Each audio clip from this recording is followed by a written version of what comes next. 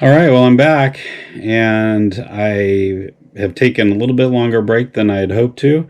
I apologize for the gap in videos, but I appreciate you clicking on this video again, tuning back in to hear where I'm at with my treatment.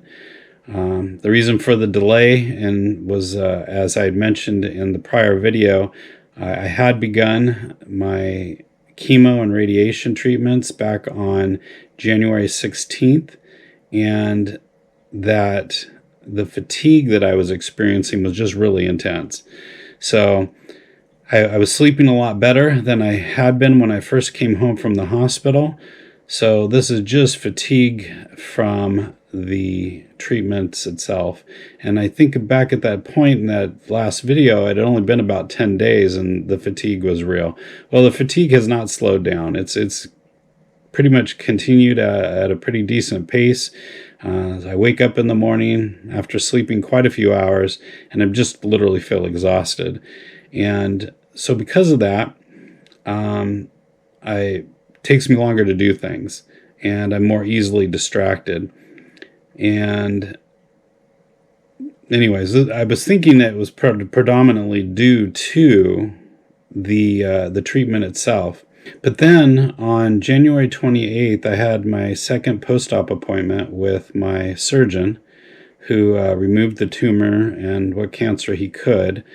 And I had some questions basically that I wanted to ask of him. He said that I was healing well, that everything looked good as far as the healing process was going. But as I'd mentioned in my last video, it seemed like there was a significant amount of brain matter that was removed. And I asked him about that portion that was missing, and what it controlled, and how was I affected because of it. Because when you think about your brain and all the stuff that your brain does, you realize that you can't just take chunks of it out, whether they're big pieces or small pieces, and not have some kind of an implication because of it.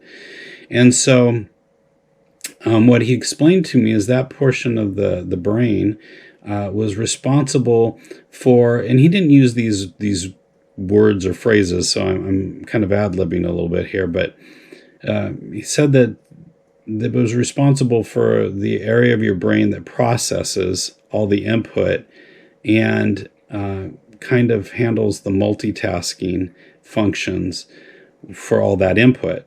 So when you think about it, at any given moment, your brain is receiving all kinds of stimulation and input from the five senses, whether it be touch, taste, smell, your vision, your hearing. So you're receiving input. And you may not be focused on all that input, so your attention may not be drawn to it, but it's there. And your brain then sorts through that information and tries to discern what's the most important thing for you to focus on at any given moment.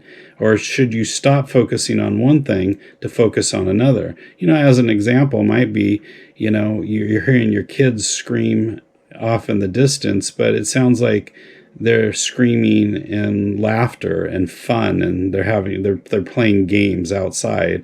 And so you hear it, but your brain doesn't focus on it because it makes a discerning call that it's just not a priority. But if all of a sudden the screams change to horror or pain, then it doesn't matter what else you're doing, your focus changes to that.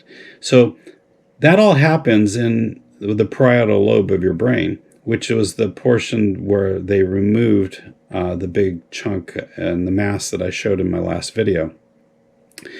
And so what's happened is now my body or my brain still has the ability to receive that input, but it doesn't have the bandwidth to process it. So for somebody like me, I am still picking up on those five senses, and then my brain can easily just get overwhelmed with all that information, and not know what to do with it. So that's where some of maybe my stuttering and stammering, and even in the videos, is coming from. It's because I'm trying to do a lot of things. I'm trying to follow some notes on things that I know I want to talk about. I'm trying to articulate my words. I'm distracted by some of the things in the room around me. All these things are input that my brain has to kind of juggle. And if it can't do it well, it just starts dumping stuff, dumping information. And so the example that he specifically gave was around driving. And he said, have you been driving? And I was like, well, not since the surgery. No, I wasn't sure if I was safe to be driving. And he said, well, you can drive. Like, you have the physical ability to drive. But the thing that you have to keep in mind is that as you're receiving all that input, maybe you're hearing noise from the traffic outside, or you're hearing noises from inside the car. If the windows are rolled up, you're picking up on visual things on the street. Maybe you're picking up visual things in people's yards or in parking lots, or, plane flying overhead, all these different things, not to mention temperature. Maybe you're picking up on a breeze that's blowing across your arm, and your body is processing all that information. All those things, your brain and your parietal lobe has to be able to understand, interpret, and then process how that should impact your decision making. He said, as an example, if you look in your rearview mirror and you see that there's a car approaching you from behind, you would normally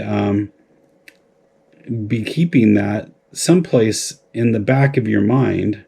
We get that kind of term, in the back of your mind, right? And it would be aware that there's a car back there. Well, with my mind and such a large portion of that parietal lobe missing, it will reach a point where it can't handle all that information. The breeze blowing, the sounds of noises from my car, from other cars, the red stoplights coming up, the brake lights, all those things. And so what it'll do is it'll just dump information, and literally I'll forget it in just a moment. So when we talk about somebody having a challenge with their short-term memory, my short-term memory is still pretty strong, as long as I don't have a lot of distractions around that instant. So when I'm talking with the doctors and we're sitting one-on-one and they're sharing with me information, I can walk away from that and regurgitate it hours later because there was no distraction. But if the nurse kept coming into the room, if there was music playing in the background, if I could hear people talking in the hallway, if the temperature was changing constantly in the room, my brain would have to get rid of something, and it might get rid of segments of the conversation with the doctor. So that was one of the things that I was found very interesting, and I noted in my last video that I was very curious about.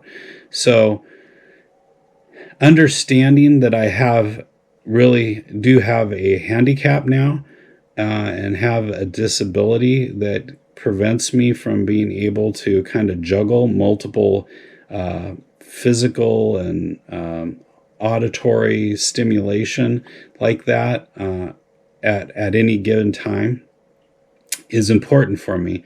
It helps me to understand why I have to be careful about the things that I take on, because what seems like a fairly innocuous task that shouldn't take a lot of brain power to do, for my brain, because it requires processing multiple inputs at the same given moment, could be very dangerous. I could look in that rearview mirror, see the car 1 second, and literally 2 seconds later not even remember that I just saw it, because my brain deemed it wasn't as important as the brake lights that were happening in front of me.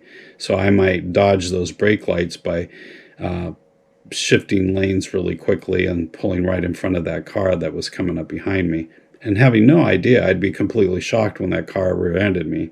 So having that information was very helpful. It explains a lot of things that I was struggling with after coming home from the surgery. So, it was very insightful to me. And maybe if you have any specific questions about that you'd like to reach out and ask me about, I'd love to share more about it. I realize I can easily get lost in it. And so I don't want to get lost there. I want to just kind of continue with some of the other things that I have to share.